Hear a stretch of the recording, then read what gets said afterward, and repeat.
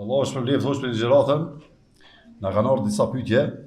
Pyetja e parë thot: Assalamu alaikum hoxhë nderuar, dëshiroj të mbulohem, por kam frikë prej paragjykimeve të afërme të mi dhe njerëzve në përgjithësi.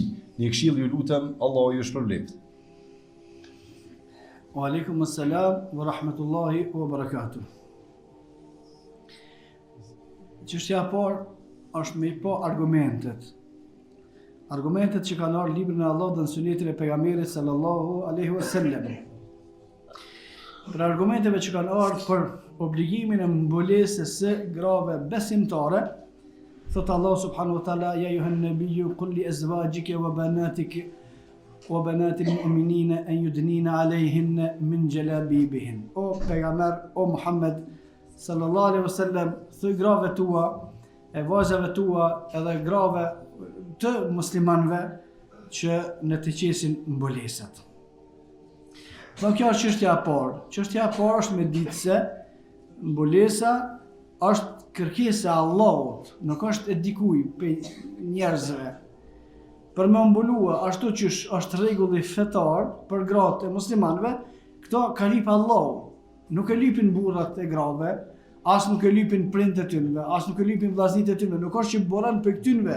Këta lypin pastaj me zbatuar fjalën e Allahut, por ka ardhur që kjo obligueshmëri ka ardhur prej Allahut.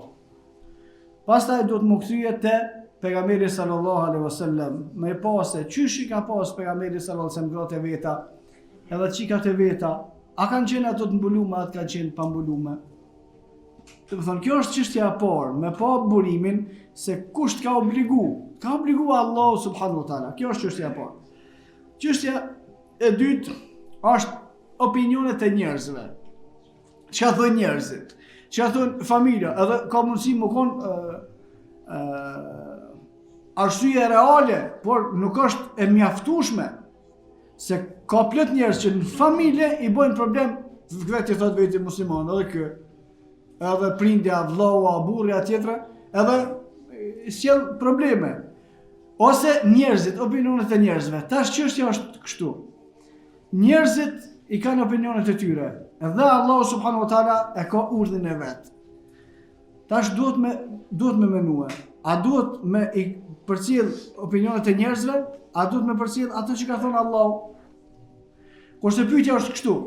Kur vdes ti edhe unë e tjetri, a kanë me të bëjë punë që të opinionet e njerëzve, mendimet e njerëzve, ka folë që ka thonë ai, ku me ditë që ka thotë ky, ku me ditë që ka thotë ai, a të bën punë?